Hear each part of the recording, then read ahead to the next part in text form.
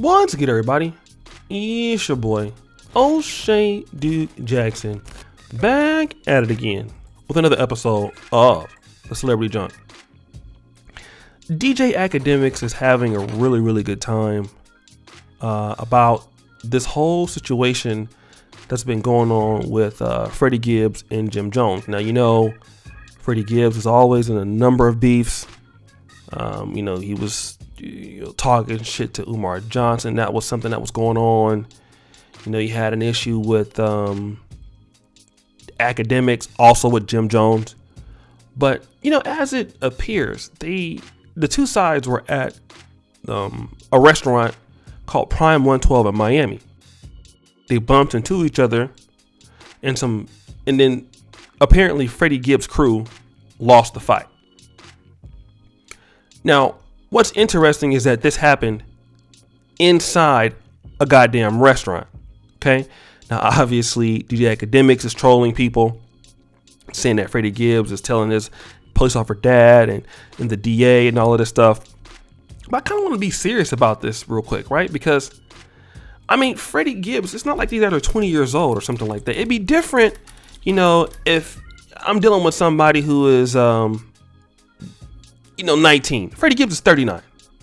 Jim Jones is in his 40s, at least. Jim Jones the rapper is at least 40, 45, 46, something like that.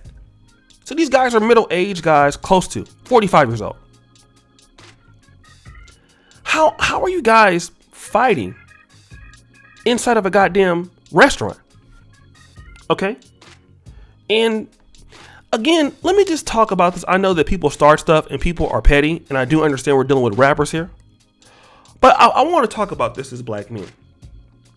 It makes us look bad, okay? Because it's like you don't really see like two rock stars.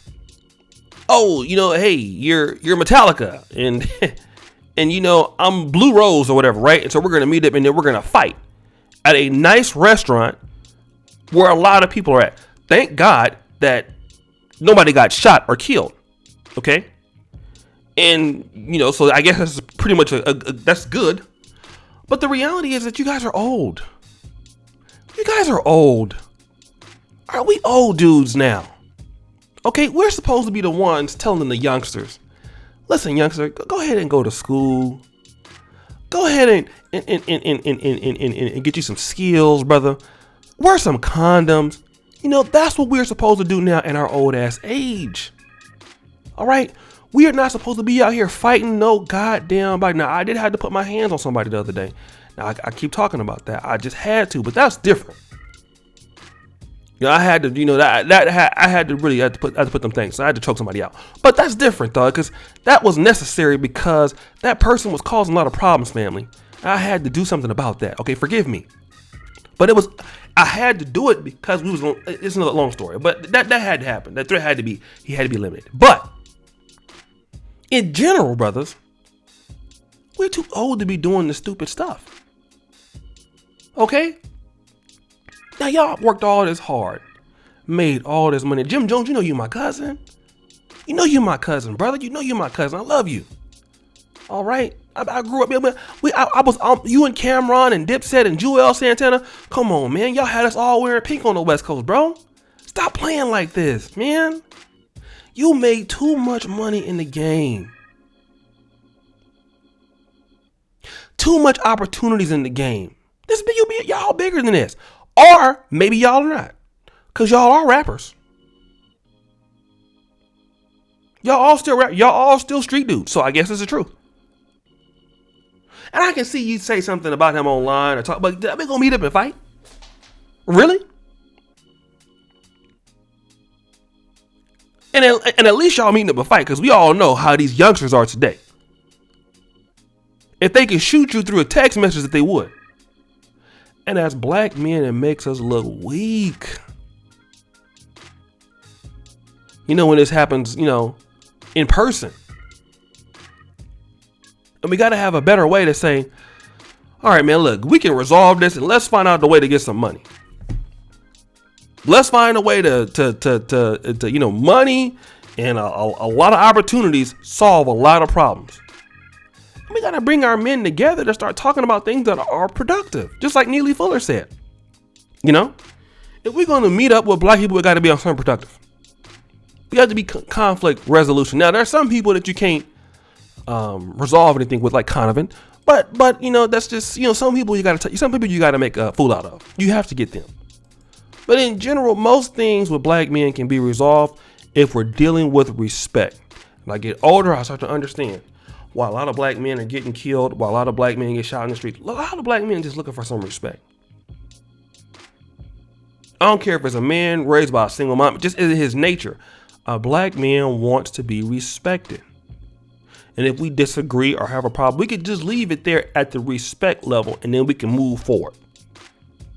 But once there's a level of disrespect shown and, you know, we start attacking people and stuff like that, that's when we're going to have problems.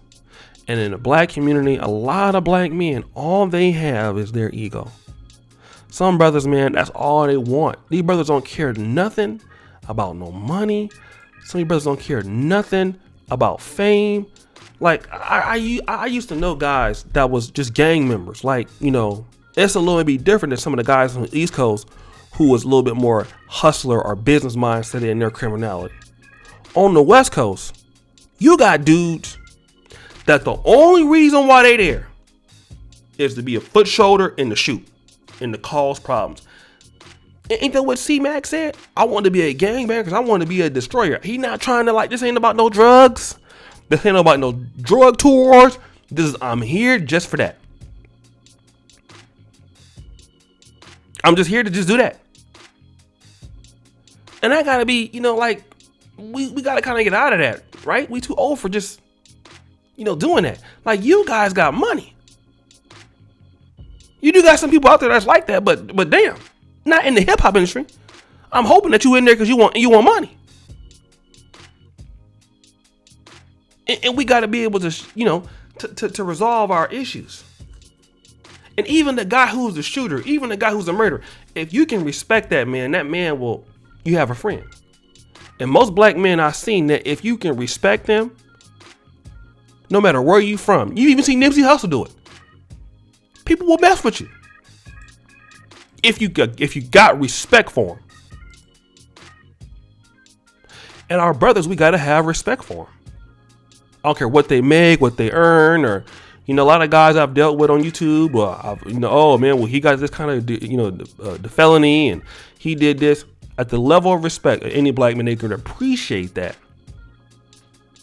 Instead of, you know, getting where it's real personal and, you know, stuff like that. And then when you get that, that's when you have problems. People can't, you know, people, mama houses get shot up and also the foolishness and it ain't safe. Then you meet up and fight. But guys, what do you think? It's your boy, O'Shea Duke Jackson, back at it again with another episode of The Celebrity Junk. I really appreciate you for all that you do. Subscribe, hit the bell, check out the first comment at the top. And as you know, the buffoonery remains at an all-time high. I'm out.